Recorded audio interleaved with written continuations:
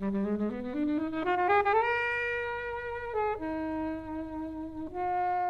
stuff of him, what I found the most fascinating was the stuff of him now, with the big beard, with the starey eyes. Mm-hmm. Saying I should try being Jesus. Oh yeah, that was a big one at the end, wasn't it? Yeah.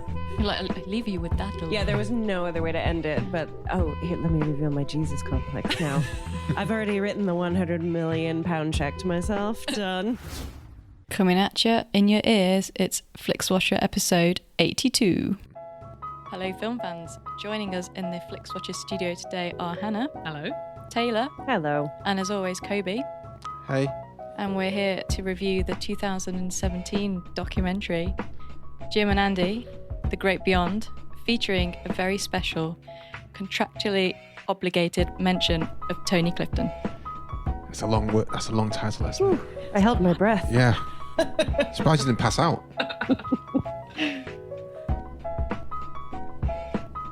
As always, guys, we have all the show notes online at flixwatcher.tv for all the episodes, so please come and visit us there. Of course, join us on Twitter at FlixWatcherPod, and please come to iTunes, rate us, and subscribe.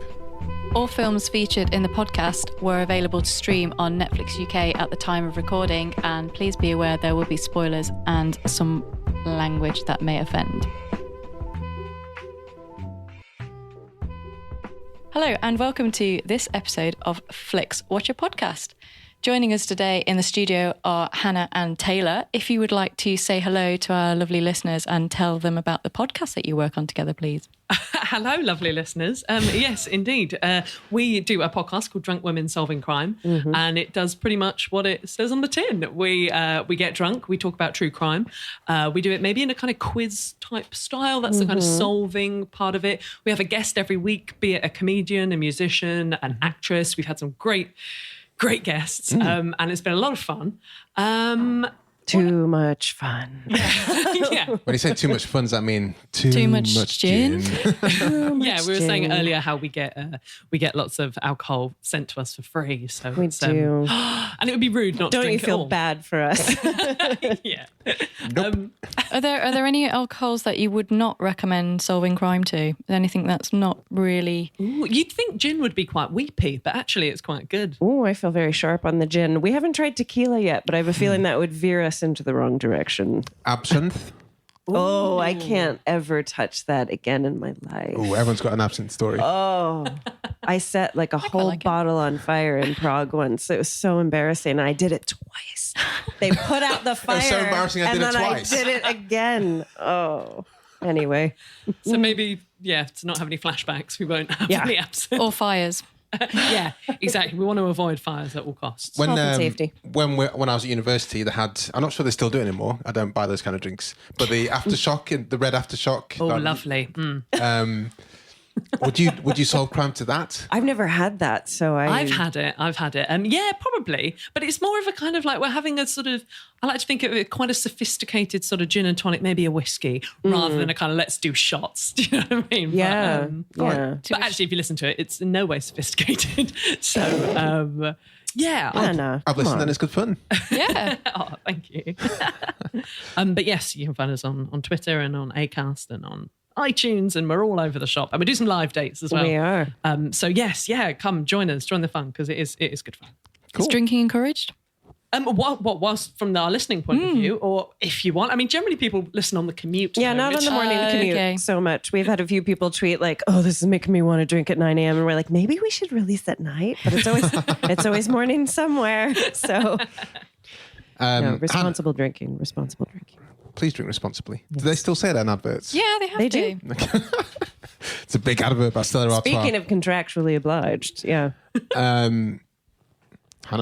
So, you chose this. Jim and Andy. The Great Beyond, featuring a very special, contractually obliged mention of Tony Clifton. This is the film. Do you want a little 2-minuter? I want Yes, a 2-minuter, and tell us why you chose it. Okay, I chose it. Weirdly, I chose it because I'd watched it the night before you asked us to come on, and I was like, oh, it's a sign. And also, it was a great movie, and I wanted desperately to talk to people about it. Sure. So this was really, really handy. Because it's one of those movies, and you watch it, and you're just like, wow, this is really, really interesting to say the least. And it's about, so there was a movie called Man on the Moon, which was a biopic of Andy Kaufman, and Jim Carrey played Andy Kaufman, and that came out like 20 years ago or something. Yeah. Pretty old. And the idea behind this is that 20 years ago, they Jim Carrey had a behind the scenes documentary filmmakers, and they came in and they filmed him behind the scenes. But what he did is he went full method. So he claimed to have been possessed is the wrong word. Visited. He was like visited by Andy. Yes, at the beach, and he kind of stepped into him. Yes, via 20 dolphins, and he said that he sort of was. I can't think of the word. Not pathologically. He was telepathically talking to him, and so he'd had this conversation. And Andy apparently said to him, "I'm doing my movie." So he's apparently taken over Jim Carrey, and you see it throughout this. You see the things he does. He crashes cars. He screams at people. He really, really goes for it in such a way that I think I'm sure there was probably rumors around saying, oh, you know, he did this behind the scenes on this film, but it's when you see this movie, you're just like, wow, he really, really went for it. And basically that's what Jim and Andy is. It's a documentary behind the scenes of his breakdown. I don't know. It's difficult. It's really interesting to try and work out what it was, what happened to him. I mean, before getting into the story of this film, because you hear about other actors going method, like I can't remember his name now. Who played Joker in Suicide? Ledger. No, in Suicide Squad. Oh, Jared Leto. Yeah, Jared Leto. He was supposedly a proper twat to everyone behind the scenes of Suicide Squad. Yes, yeah. And I need to think of the names of these films. My mind's gone blank. It's all these jelly babies. Lincoln, the guy who played Lincoln. Oh, Daniel Day-Lewis. Yeah, because he goes method and all this films as well, doesn't he? Full method, yes. But I get the impression that playing Abraham Lincoln, he's it's not a bit different than Tony Clifton. Yeah, Tony Clifton.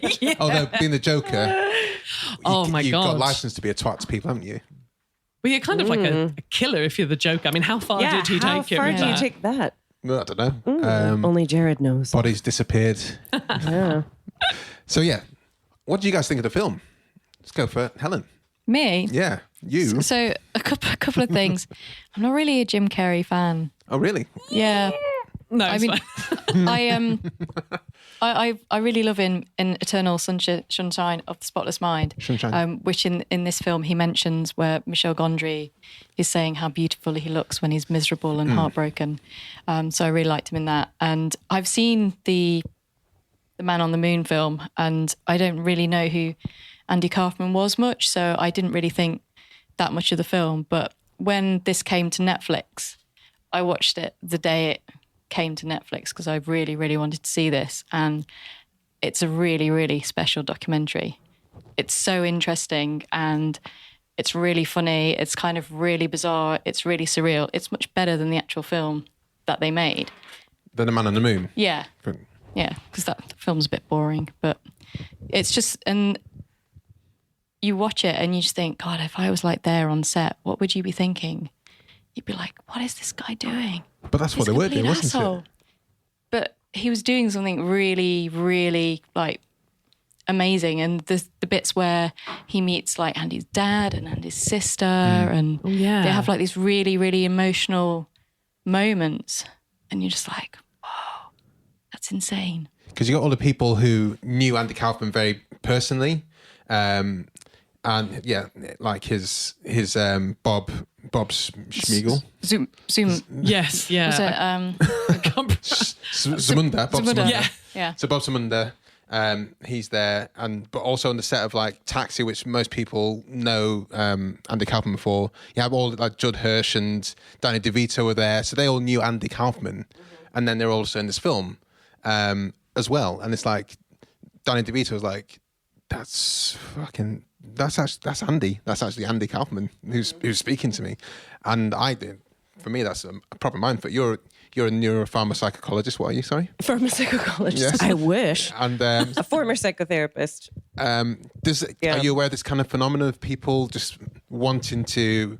Was it people who really just want to get to know someone who they've lost? See, this is a very interesting question because I if I was looking through that lens, okay, here's what I thought of the film. Okay. And I will answer that question in a roundabout way. Please. My brain was fighting with itself the entire time I watched this because I thought it was a fascinating documentary. I thought it was very well put together. The footage is fascinating. Jim Carrey is interesting and bizarre and intense and a very different man than where he started. So it's fascinating.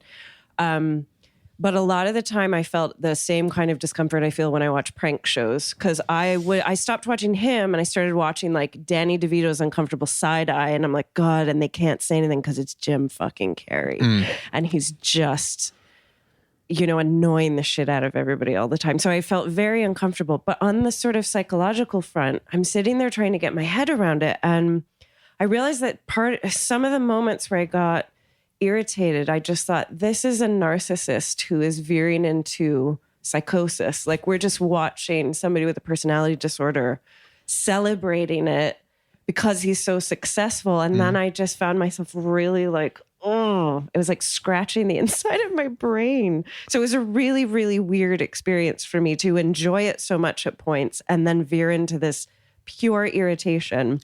But I kind of feel that way about Jim Carrey, and I always have. Like, if he's in the right role, like same as you. I love Eternal Sunshine of the Spotless Mind. Like, I agree. I think he's a beautiful actor when he's very depressed. But it almost is like we're looking at him in these different psychological states.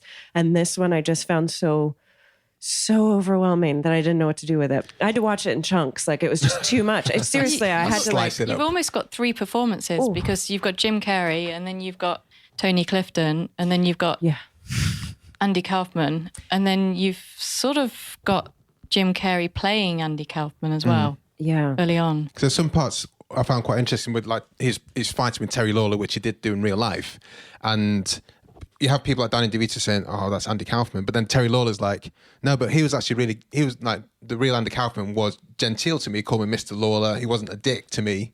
So obviously there was some proper missteps in what Jim was doing. Thing with that, what made me think about that, and it suddenly sort of goes into sort of like too many sort of I don't know what the word is, but like because they planned that thing together, right, where Jim Carrey was going to sort of broke his neck but didn't. That was, they pre-planned that. And to me, I think that the Kaufman thing to do at that point would be that you have to fool everyone that is real. And the way to do that is by fooling everyone on the documentary, which they thought was going to be put out. So I kind of, because that's what I thought, my first thought was like, oh no, like they were friends. Why is he being such a dickhead? Yeah. I was like, the only way in the doc for us to believe that was believable was if he'd been fucking him. Yeah. Oh, okay. But it was on my second, again, I watched this one second time as well. I can't concentrate on the film once. I have to watch twice. And and it was the second time I was like, oh no, wait. I think that they planned the whole thing. Oh, okay. Yeah.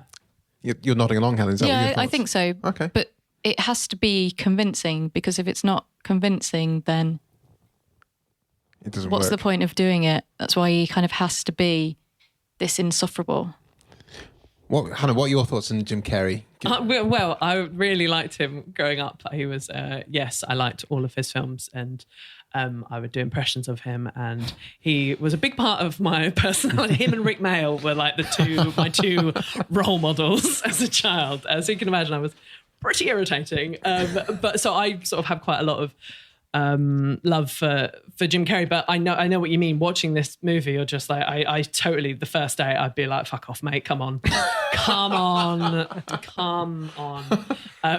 But then the stuff of him, what I found the most fascinating was the stuff of him now. With the big beard, with the starry eyes. Saying I should try being Jesus. Oh yeah, that was a big one at the end, wasn't it?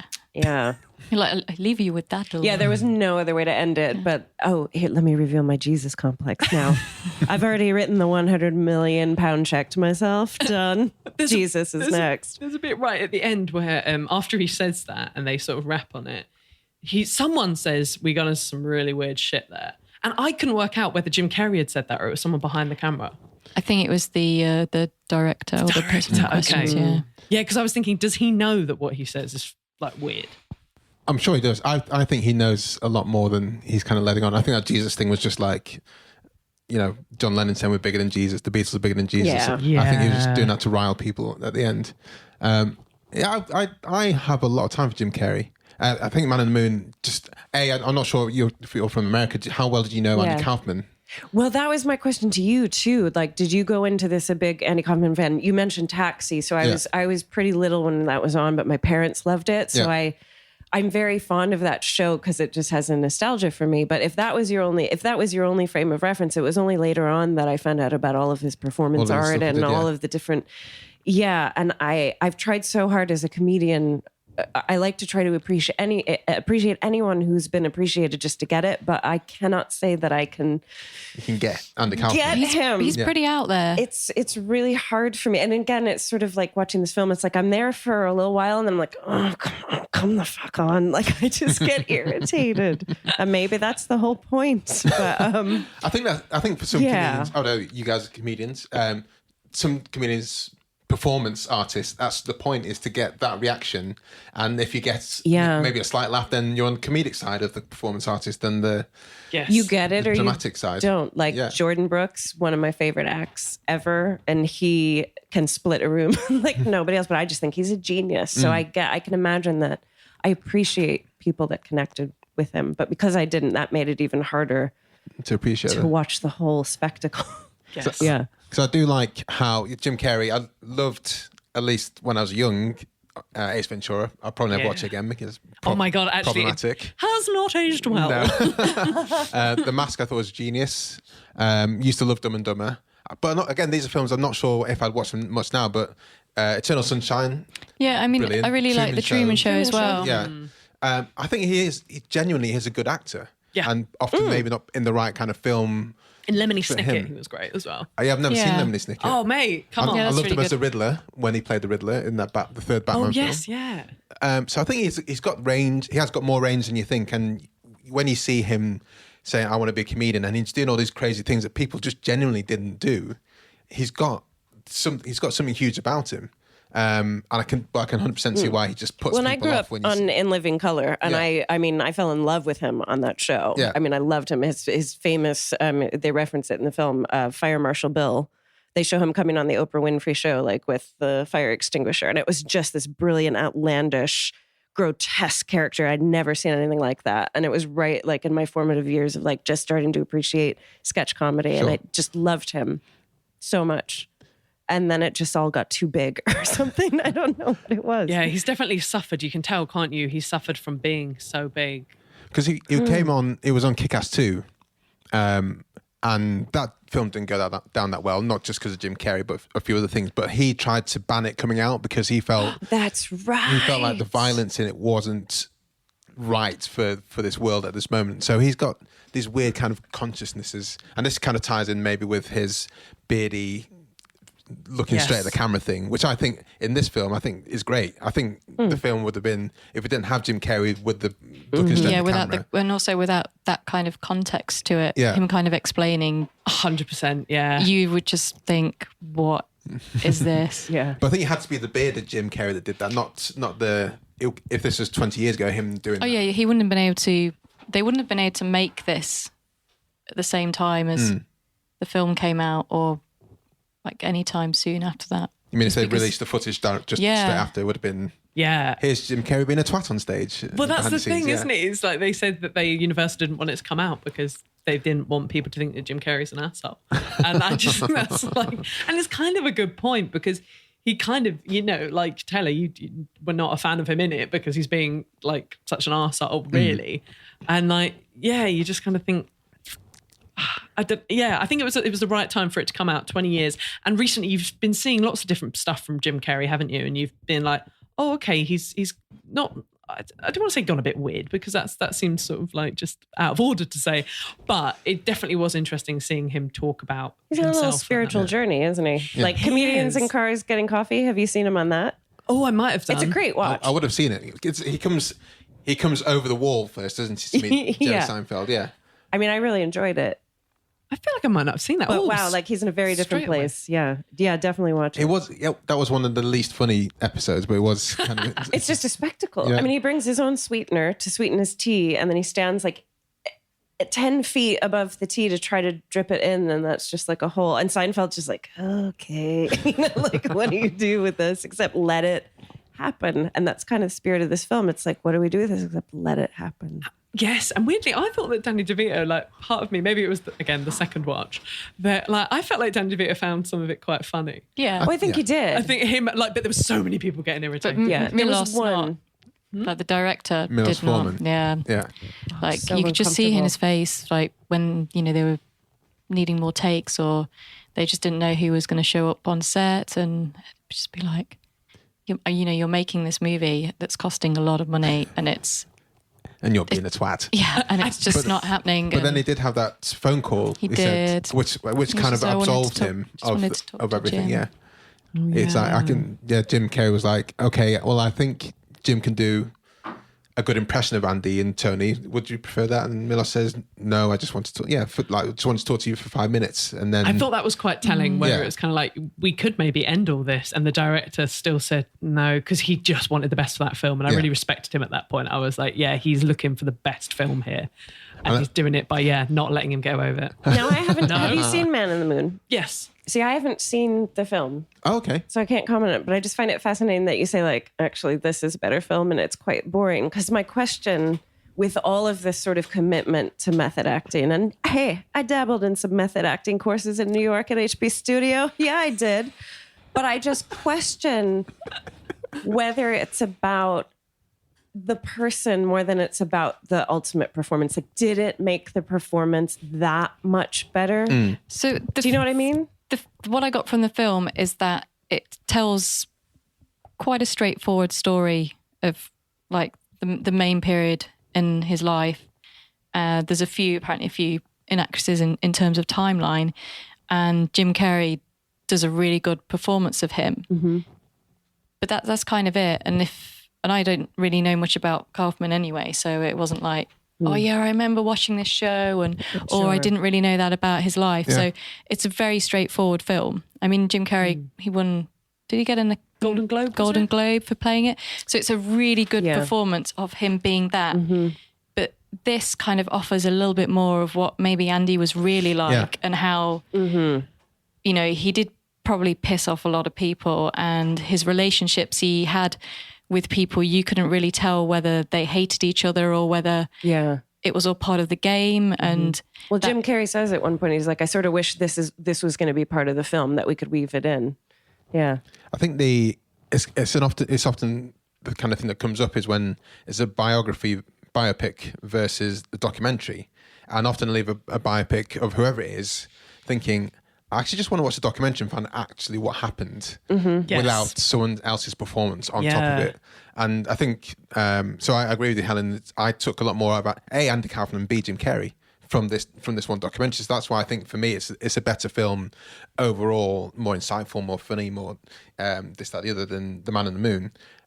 Even though I didn't watching Man in the Moon, I felt, okay, this is the story of a guy who I didn't know, but didn't really feel connected to him in the way that I felt with the Ray biopic, which I've fucking loved to bits. But then I still want to see a documentary about Ray Charles and actually find out what his life was and all these kind of things. I agree that this is a better film than Man on the Moon. I still like The Man on the Moon, but this has got way more to it and feels more exciting. Mm. We haven't talked about the contractually obliged appearance of Tony Clifton. Yes. Obligated. Oh, good Lord.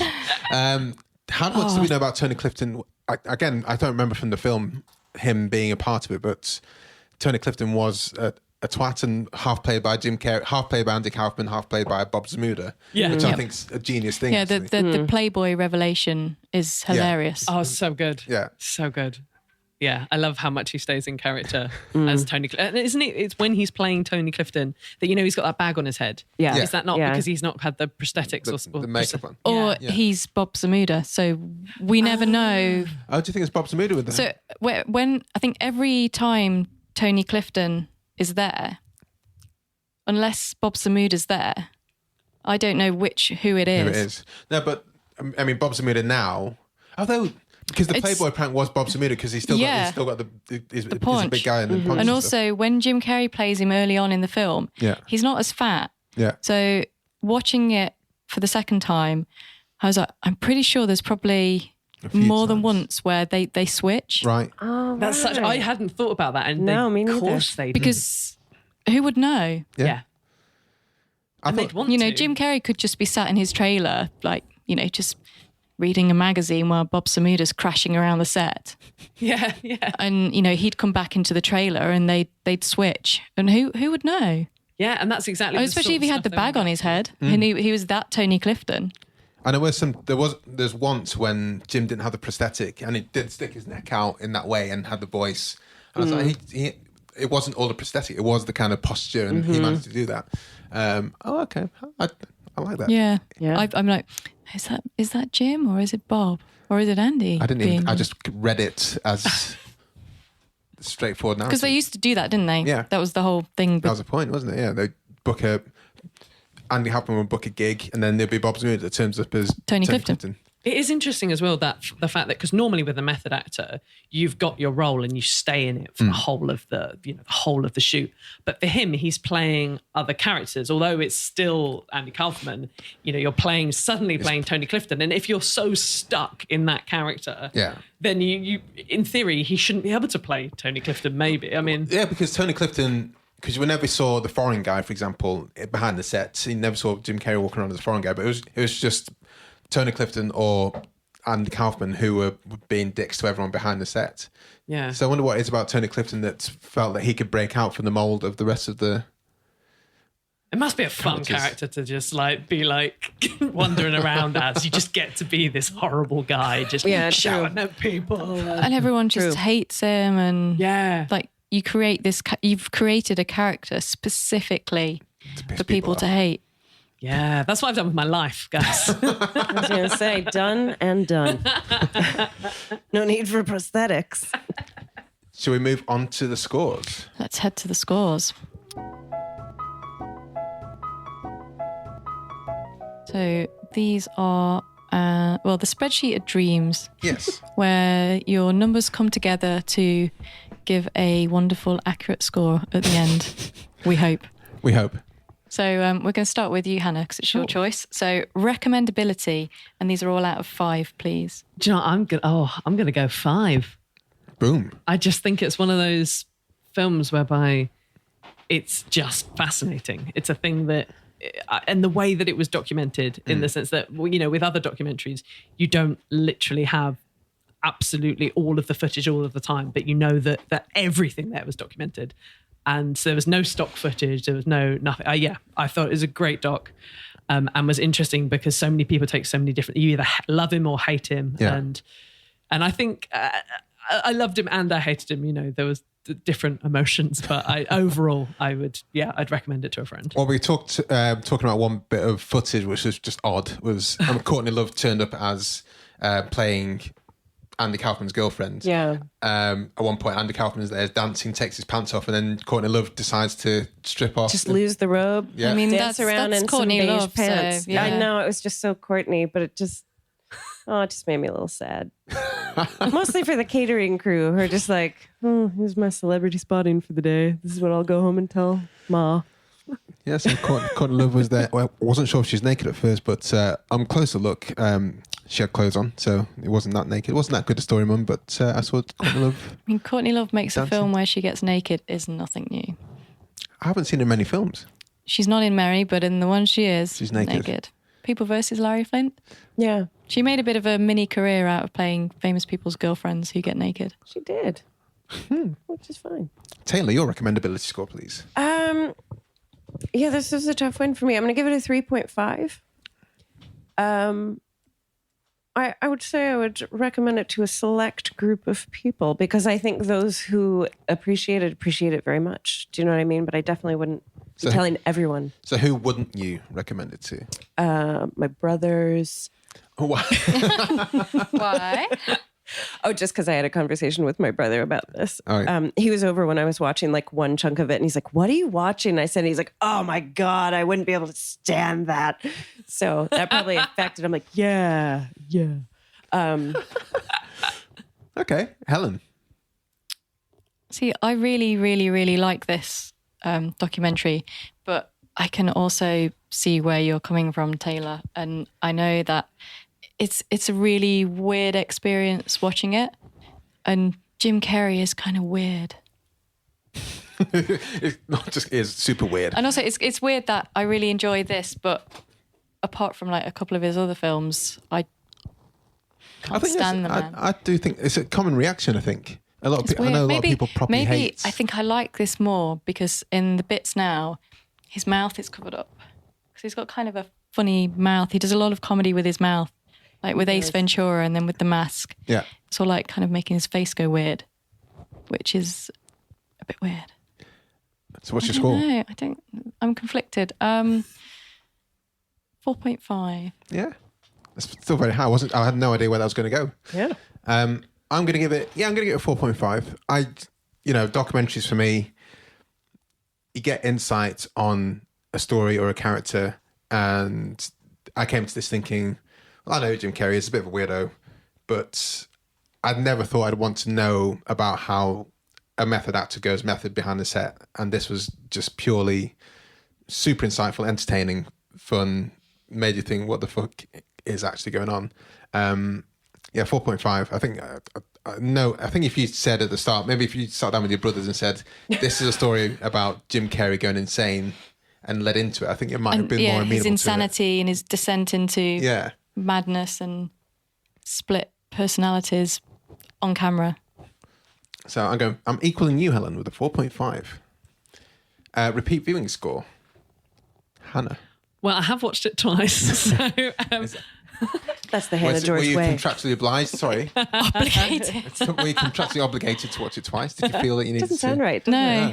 And also, I think the important question when we ask people if they've seen it more than once, how big was the gap between the first watching and the second watching? Because Kobe's got a good theory about this. What's my theory? You reckon about 8 years is quite good, don't you? No, it depends on the film. Oh, okay. It was we said 8 years for The Social Network.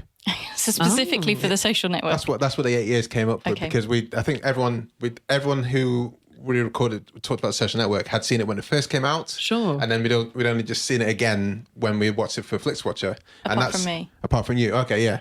And we felt that was kind of a nice gap in between watching. well, maybe I'll watch it again.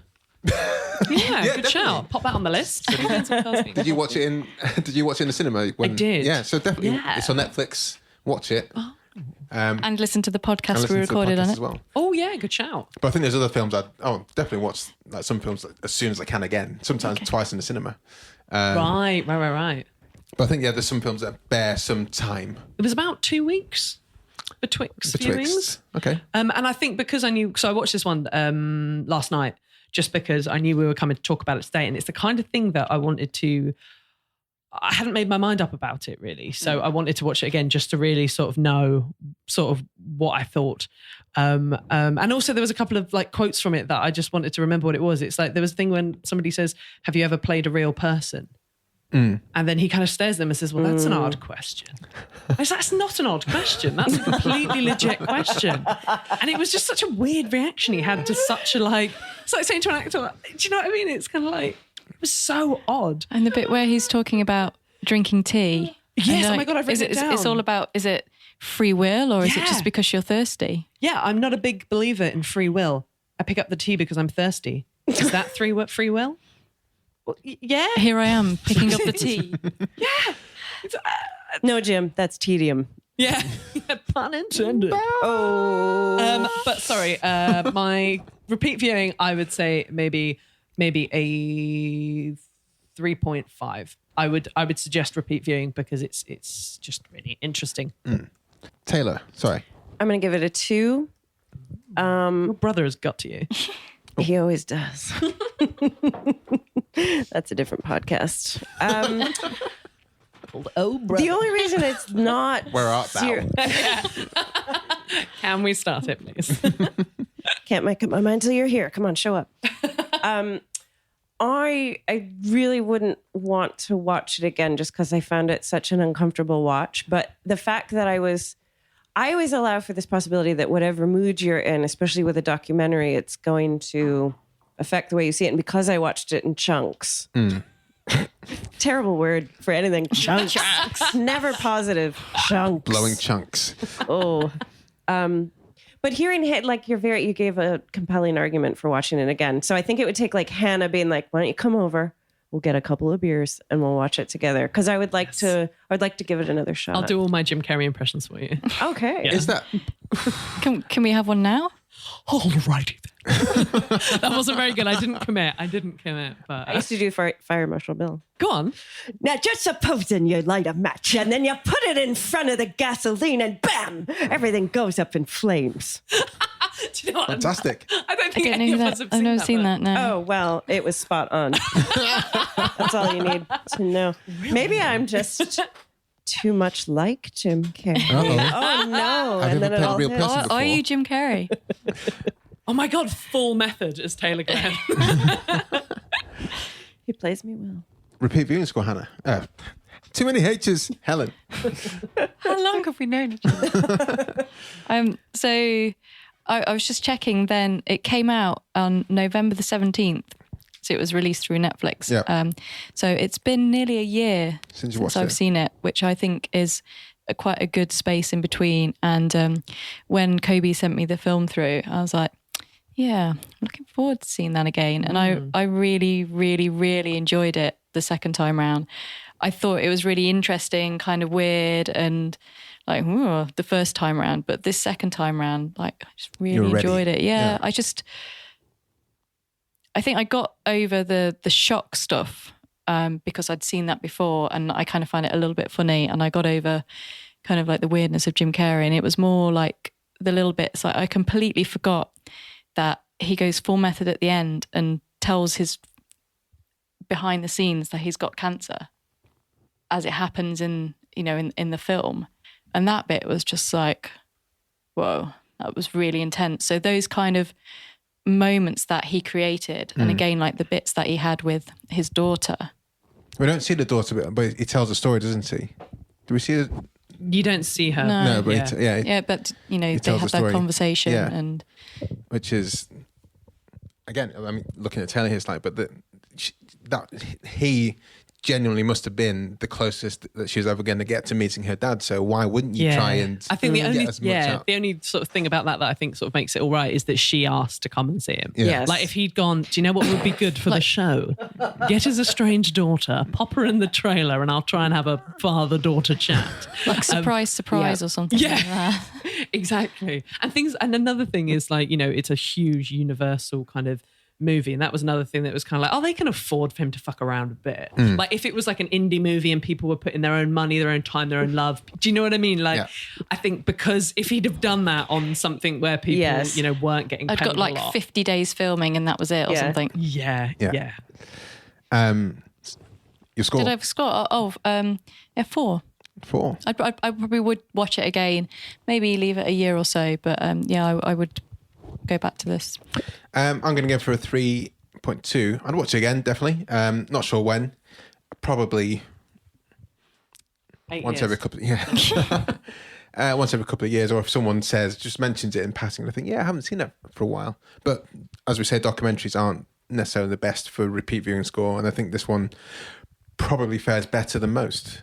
I don't know, it's kind of weird because it's a documentary about an artistic process, not kind of like a recording of like a historical event or a reenactment or anything like that. So I don't know, I have a different feeling about it than I would do as like a straight up documentary, I think. And I think it's just because of the subject matter, maybe. Small screen score, guys. Oh, Hannah first. Well, yeah, I think it fares quite well on a small screen. And obviously because it was Netflix, you could never see it in a cinema, could you? So, because it was an original, I wouldn't go to the cinema to see it. So I think, that's right, isn't it? That I'd say I'd give it a high score if it's... Yeah. Yeah, I'd say so. I'd say probably a 5 because I don't think it would be much good in a cinema. Taylor. Same. I'm going to have to give it a 5. All right. To be fair. Yeah. H. I'm also going to give it a 5. How did Netflix come about with this one?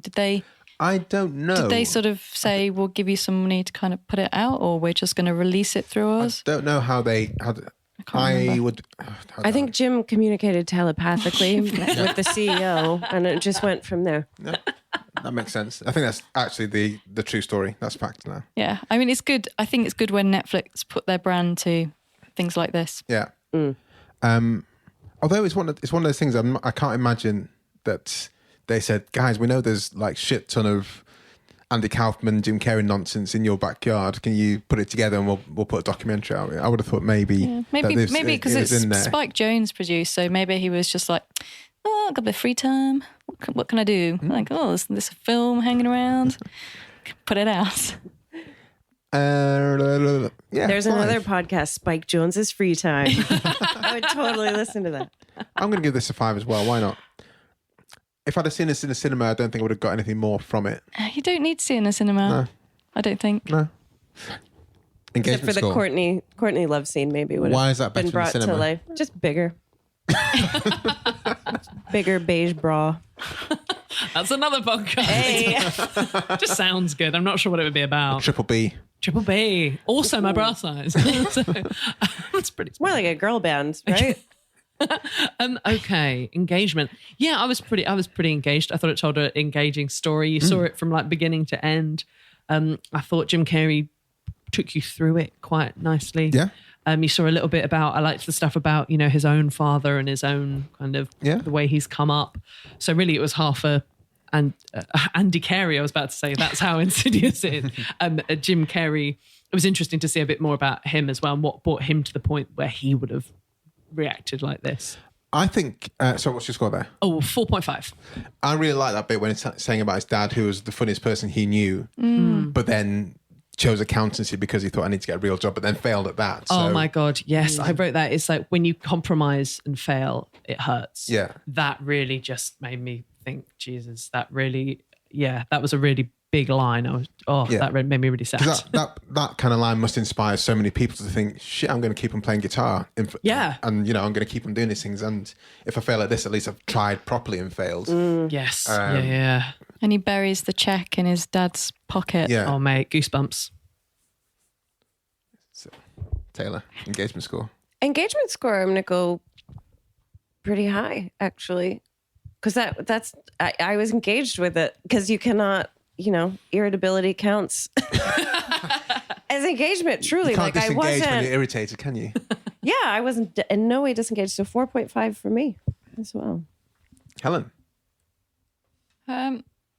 I'm probably going to give it a 5. I was completely engaged the first time round. The second time, I kind of had to watch it in little pieces just for time. And yeah, I was just really absorbed in it. And I just think there's just so many fascinating things, whether you're fascinated because you're horrified or whether you're fascinated because you're just like, this is how Hollywood works? And or whether you're just like, who is Jim Carrey? What is going on inside his mind? And is this all an act? Is he just playing Jim Carrey in a documentary, or is that the real Jim Carrey? What was Jim Carrey's kind of first line or question? Because I think that was quite insightful, as to how the rest of the film was going to play out. Oh yeah, it was like, how would you start this film? Yeah. And he says something, what does he say? He says, I mean, at the beginning I was like, come on, that is the wankiest thing I've ever heard. Yeah. And by the end I was like, yeah, maybe it should never end. Because he says something like, hasn't It should have already or it's something already like that? started, Yeah. and it'll never end. yeah, So that kind of... set the tone, That set the tone right from the start. I think the first time I pressed play, I was just ready to see whatever happened. And Yeah, the weird stuff, yeah. And that kind of answer is like, oh, okay, hold on. This is going to be a bit different than I thought. So this alludes to a high engagement score for me. And again, the second time round, because I guess I was looking out for Tony Clifton this time. The first time I didn't know who he was or what kind of tour de force he was going to be in the film. I was looking forward to the Playboy thing again, because the first time it happened and the first time I saw it, I was like, what? And it was still the same kind of what? Yeah. It still happened the same way. Jim Carrey was eating a burger in Burger King or whatever it was, and Tony Clifton was there. And then he just climbed on board. I was like, "Hi, I'm Jim." Oh, so good. That's like top prankery. That is. Hugh Hefner's face. I would have loved to have seen that. So good. I don't think they should have kicked him out though. I would have thought. Like, yeah, well Jim done, Carrey, well played, Tony mate. Clifton. Yeah. Part of me thinks like, is that another thing when they were like, can you kick him out? Can you like, I kind of thought like, I think so. because you're right, it's the two of them together. That's kind of cool. So fuck it. No, not going to go for. Not going. I can't feel. I don't want to go for another 5. 4.8. Shit. 4.31250. That has got to be probably the highest documentary score, I think. Whoa. Yeah. I think. Does that mean I win? Have I won this podcast? Yes. Yes. Oh, that's why I'm here. Your prize is a jelly baby. Yeah. Wonderful. Thank you. So 4.31, that is really high. Yeah. Because our highest score overall is What We Do in the Shadows. Oh. Good mockumentary. Yeah. Good mockumentary, 86 minutes. Loved it. Oh, yeah. Also, I must add, it's an hour and 34 minutes. So Yeah. good runtime. Exactly. Good runtime, Jim and Andy. We scored highly, Social Network really highly. But documentaries do seem to fail with the repeat viewing score, and it didn't suffer so much here. Yeah, that's interesting. We do reach out to people on Twitter when we put our films out to get some audience engagement. We said we're watching Jim and Andy with Taylor Glenn and Hannah M. George from Drunk Women Pod. Have you seen it? Tell us your thoughts for an on-air shout-out on Flixwatcher. It gives you 5-star rating and retweets and all the good stuff. So we had a few people responding, and we like to get you guys as the guests to read out their responses. So Taylor, would you like to take the first one? Sure. From a TC Rastani, I loved every second of this documentary. And TC Rastani gave no score. So let's go on to the second one. Taylor, take that one as well. Oh, sorry. You don't want me to literally read all of them? Just the second one. Okay. Great documentary. Sorry, this is from Danny. Great documentary. The scene where Jim describes Andy's meeting with Andy's daughter was powerful. 4 stars. Hannah, do you want to take the next one? The IMDb Journey podcast says, a somewhat fascinating look into how a role in a movie can just consume you, especially if the role is of a real-life person. It does overstay its welcome after a while, but it's still an intriguing watch. 3 stars. I'm not sure it overstayed its welcome. No, it's an hour and a half. Pretty good. Hannah, Helen. Do I need like a sticker on H. my head?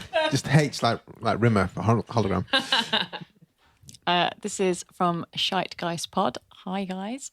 Jim Carrey shows there's a madness to his method. Must have been an absolute nightmare for the crew. And then he's done 3. What's that? Drama. Theatre masks, happy mask, sad mask. Yeah, that one. 3 of those. So a little bit lower from the Twitter sphere. From the Shitegeist. I've got another one which kind of appeared elsewhere. Taylor, do you want to take this one? Sure. This is from Quotal Recall Podcast. Only ever heard secondhand stories about on-set method acting madness before. So fascinating to hear it unashamedly retold by the actor in question, and to see BTS footage. Also not as contrived and onanistic as it could have been. Onanistic. Wanky. Oh. A wanky word for wanky. Yeah. I like it. 4 stars. Yeah, cool. I think that's A good way to end the show. Twitter kind of gives us a slightly lower score than we do, but I think fair play. Guys, can you let us know where people can find you online? You said you've got live shows coming on, so we need to tell them about live shows. Yes. Well, we have our first ever live show coming up on November 1st at the Pleasance Theatre in Islington. That's November 1st, 2018, if you Listening in the future. Yes, indeed. Yeah, so there might be November 1st another time. Maybe. Every year. Yeah. Well, you have to now. And we've also got one on December 6th, which is not on sale as of yet, but it might be depending on when you're listening to this. Yeah. So come along. And you can follow us on Twitter at Drunk Women Pod and Instagram and Facebook at Drunk Women Solving Crime. Yeah. Yeah. Excellent. Thank you very much for coming on, guys. Thanks for coming on. Pleasure. Thank Bye. you. Bye. Bye. Thanks for listening. You can find all of the episodes on our website, flixwatcher.tv. Want to give us your 5-star review? Follow us at FlixWatcherPod on Twitter. Big shout out to our editor, Brendan Russell, for all his awesome editing skills. And thanks as always to the mighty people for their tunes.